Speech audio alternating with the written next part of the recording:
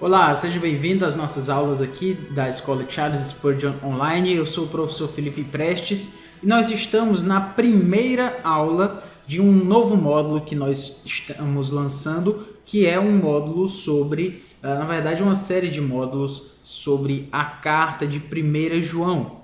Nós não vamos somente lançar um módulo, na verdade, essa é uma série que está sendo lançada, que nós vamos chamar carinhosamente de comentário exegético, certo? E o que seria esse comentário exegético? Seria exatamente uma ideia de trazer o que nós já temos impresso nos livros, obviamente, que são comentários. Um comentário, como você deve saber, é um livro um pouco mais técnico, vamos dizer assim também, que ele analisa o texto bíblico. Os comentários podem ser de várias formas, a gente vai falar sobre as diferenças entre eles, mas o fato é que ele comenta os textos bíblicos, ou comenta um livro específico que você quer estudar. E pensando nisso, a gente vai fazer uma análise um pouco mais acurada do texto bíblico, e por isso a gente chama de comentário exegético, porque ele vai tratar também de elementos do grego, certo? Não é que você tem que saber exclusivamente, aqueles que vão saber grego é que vão poder se apropriar do conhecimento que a gente vai passar aqui, não é isso, mas, obviamente, se você conhece o grego, isso vai ser de grande ajuda para o que a gente vai fazer aqui. Mas enfim, eu não quero adiantar tudo que a gente vai fazer, só deixando claro que o que nós estamos fazendo agora será esse comentário exegético, uma proposta de comentar o texto bíblico versículo por versículo. E nesse sentido, a gente vai começar com o livro de 1 João. E você pode perguntar, mas professor, por que você quer começar com o livro de 1 João? Por que não um livro como Mateus, já que está começando uma série, né, de comentários do Novo Testamento? Por que não começar com Mateus? Bom, algumas razões poderiam ser citadas aqui, mas a primeira delas, e talvez a principal, é que o livro de João ele tem um grego, vou chamar assim, de um pouco mais acessível. Em que sentido? É porque o texto grego de João é um texto que tem um grego um pouco mais simples, mais fácil de entender, menos truncado do que os outros. Isso não quer dizer que o grego de João é pouco, vamos dizer assim, é pouco elaborado no sentido de um grego que não foi bem escrito. Não é isso que eu estou dizendo. Só estou dizendo que o vocabulário, as formas gramaticais e o estilo de João é um estilo que se torna mais fácil de entender quando o aluno está começando ali estudando o grego. Então, como a gente quer alcançar também aqueles que estão começando, a gente não quer começar com um livro com um grego um pouco mais sofisticado, vamos dizer assim. E outra razão é que a epístola de 1 João é uma epístola um pouco menor, e menor no sentido de extensão. Então, assim a gente pode ter uma forma de concluir uma análise de um texto inteiramente, isso vai ser bom para a gente. Então, teriam outras razões, mas são as que eu quero citar a priori, ok? Então, quando a gente começa em um comentário, a primeira análise que a gente vai fazer, quando a gente abre um comentário, se você já estudou em um comentário bíblico, a primeira coisa que vai vir de um comentário, depois lá do prefácio e daqueles elementos pré-textuais, como se diz, existe um elemento chamado introdução. E por que a introdução ela é importante dentro do estudo de um comentário? Bom, o nome já diz muita coisa, né? Ela introduz, ou seja, ela traz elementos iniciais acerca do texto. Mas não é só isso, não é somente o fato de introduzir alguns elementos. Na verdade, quando se tem um entendimento maior da introdução de um livro, você pode se situar melhor quando você está fazendo a análise desse livro. O que é tratado na introdução? A gente pensa sobre data na introdução, a gente pensa sobre para quem aquele autor escreveu, que nós chamamos de destinatários. A gente pensa sobre vários elementos que são elementos, vamos dizer assim, gerais da carta. Talvez se nós fôssemos comparar com o quadro, a introdução seria a moldura desse quadro, certo? Então, quando nós temos uma moldura bem colocada, você consegue entender melhor e se situar melhor num quadro. Um quadro em que você não consegue saber onde começa e onde termina, onde ele está situado, fica muito difícil de ser analisado. Então, a introdução, ela nos dá, vamos dizer assim, alguns limites, algum entendimento mais basilar, onde a gente pode inserir o nosso entendimento dentro do texto, um entendimento textual. E como o foco do nosso comentário aqui, ele é um foco um pouco mais, eu vou chamar assim de técnico, mas com certo cuidado, a gente quer ser o mais cuidadoso possível quando a gente trata de introdução. Por quê? Se você já estudou em comentários, aqueles comentários que são mais exegéticos, mais técnicos, mais detalhados, eles vão ter uma introdução bem maior, em que o autor vai entrar em meandros bem precisos acerca dessas questões introdutórias, de data, de destinatário, de tema da carta, de esboço da carta, etc. Então, a gente vai tomar algumas aulas para tratar sobre essa introdução, devido à importância que essa introdução tem para o nosso estudo exegético. Obviamente, depois dessa análise introdutória, a gente vai partir para uma análise textual, versículo por versículo, que é o que a gente vai tratar. Mas vou explicar um pouco mais sobre isso ainda nesta aula, mas eu queria só dar esse quadro geral aí para você entender o que é isso que a gente está fazendo aqui, o que é esse comentário exegético. Deus nos abençoando, queremos cobrir aí o Novo Testamento, dependendo da graça de Deus, porque é um trabalho realmente bem grande, mas se Deus assim nos permitir, queremos avançar nesse sentido aí.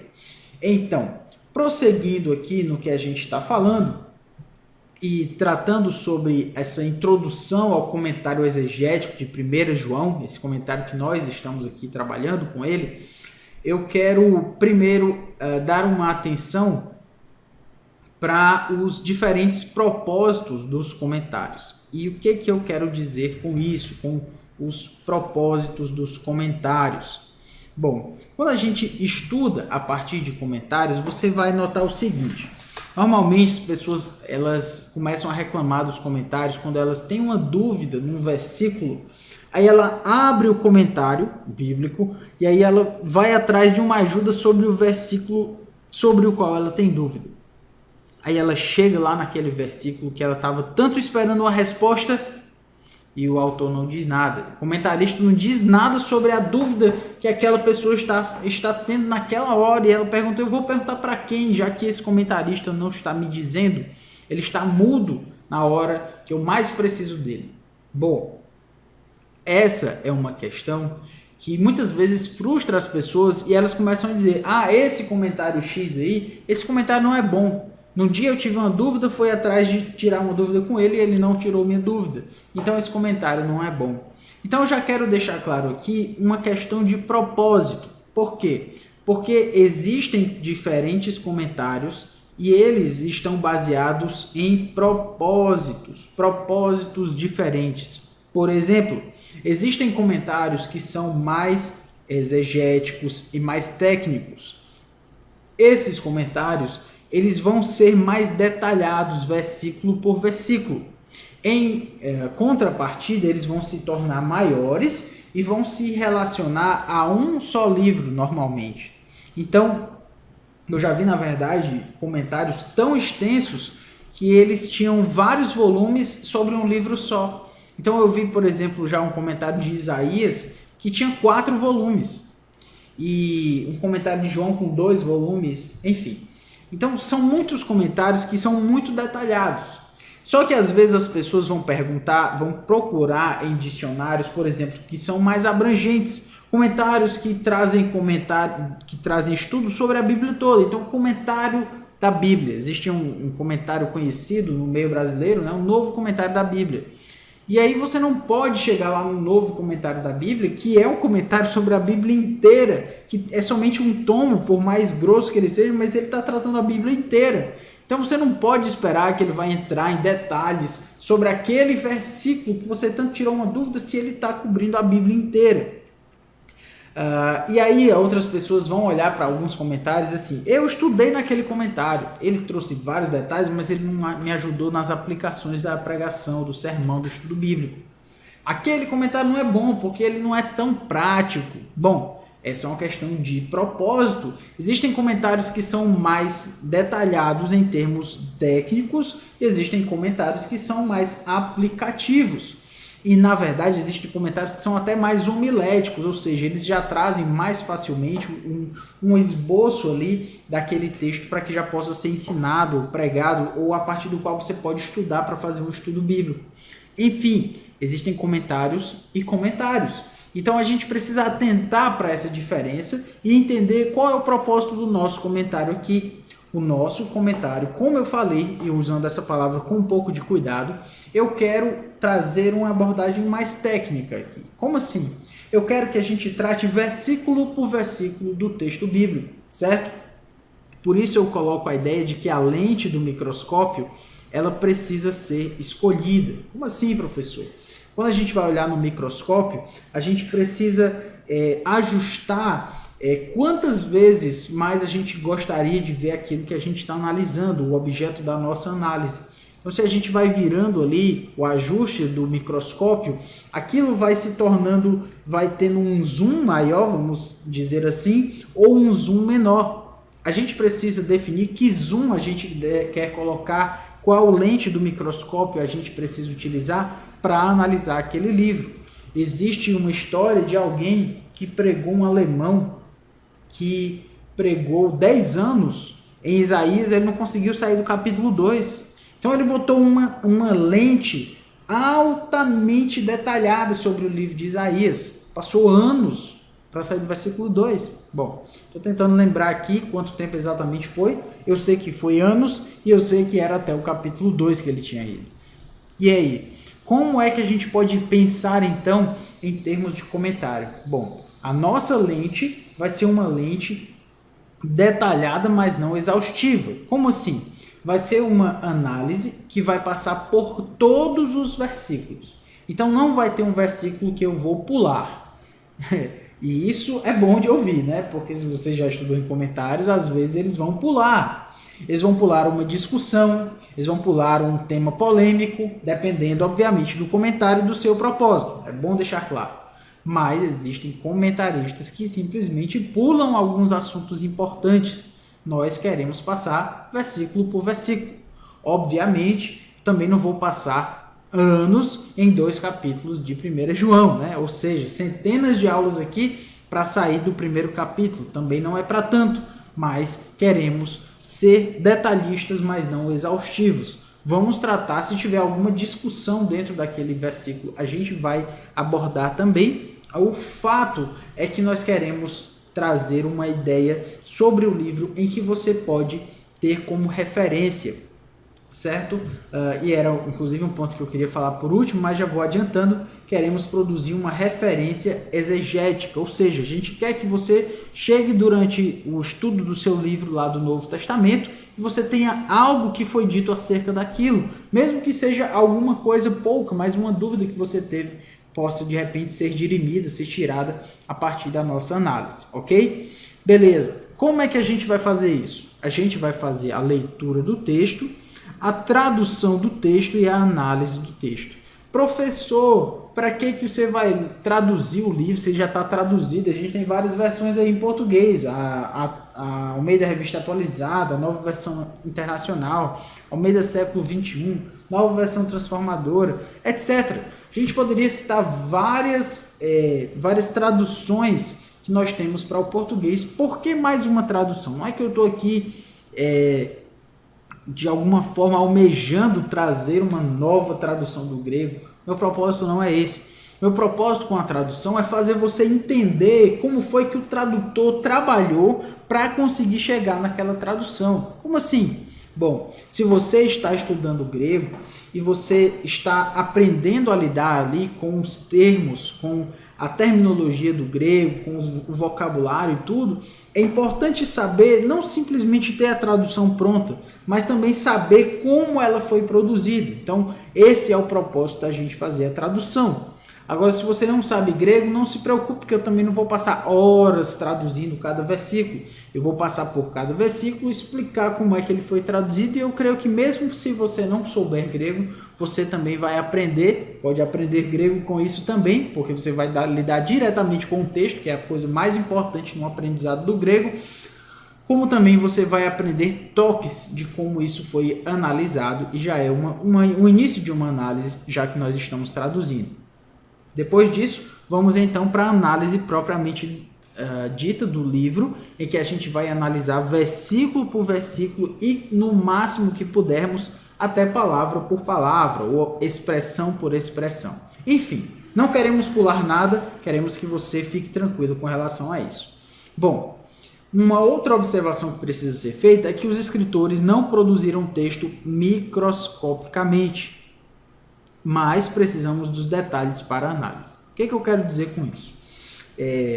Eu não quero dar a impressão de que quando João foi escrever a sua carta, por exemplo, ou Paulo foi escrever as suas cartas, os autores bíblicos do Novo Testamento, eles começaram a escrever e aí eles começaram assim, agora eu vou escrever o versículo 1. Aí eles passaram horas lá no versículo 1, aí escreveu o versículo 1. Porque aqui vai ter um detalhe, vou usar essa palavra que vai ligar com a próxima e vai ligar com o versículo lá na frente que eu quero escrever. Aí depois de um dia ele vai lá e escreve o versículo 2. E aí segue mais. Olha, o autor bíblico não escreveu assim. Muito provavelmente ele escreveu de uma forma fluida, certo? De uma forma fluente. Ele não foi ali passo a passo de uma forma detalhada e pormenorizada dessa forma.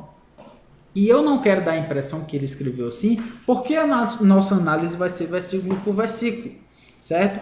Mas a gente precisa de uma análise versículo por versículo também, porque é o que a gente tem na mão.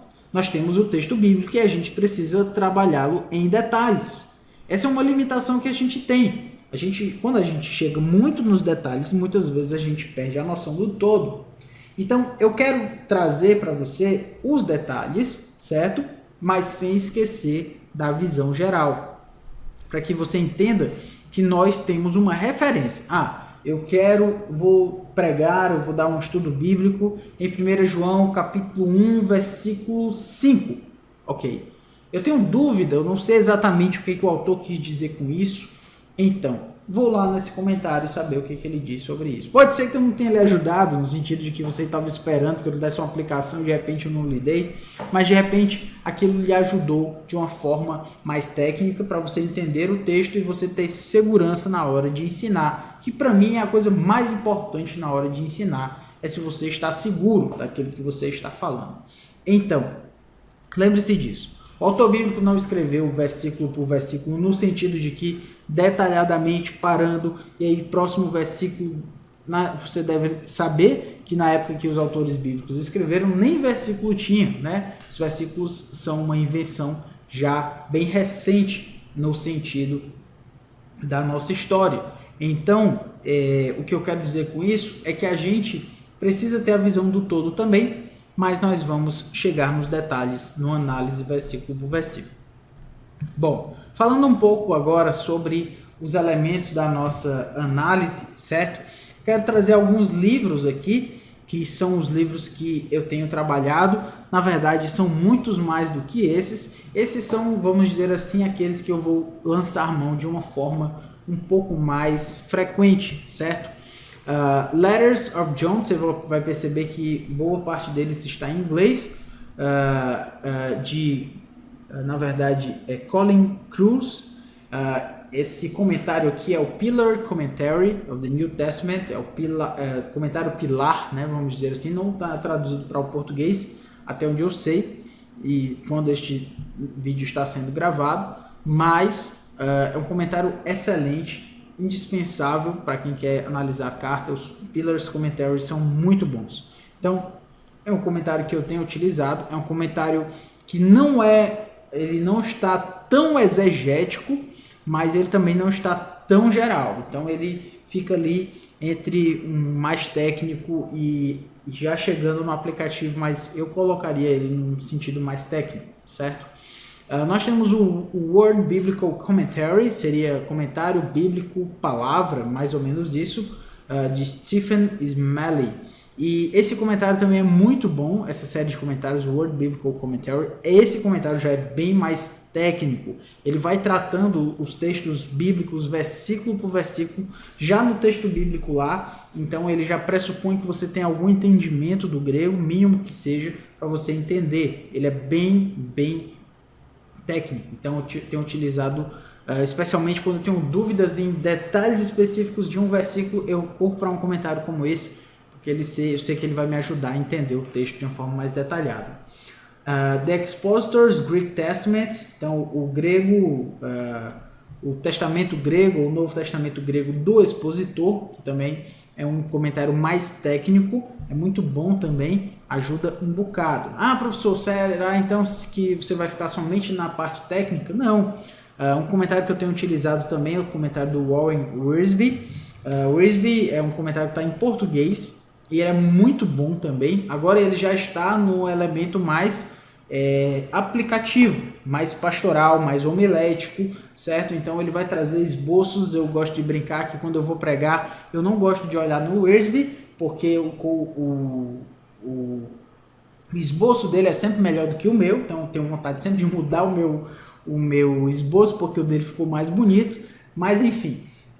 O comentário Wiersbe é muito bom, bem aplicativo, ajuda muito, certo? E às vezes eu lanço mão dele para entender e como aplicar melhor alguma seção de algum livro, enfim. E um outro comentário que nós temos em português é Tiago e Epístolas de João, de Simon Kistemaker, ou Kistemaker, e ele é um texto muito bom, certo? Um comentário que foi escrito junto, na verdade foi escrito inicialmente por William Hendrickson, e Simon Kistemaker acabou continuando ali os seus comentários. A gente tem publicado em português pela Cultura Cristã, o Wiersbe é pela Geográfica, se eu não me engano, a editora.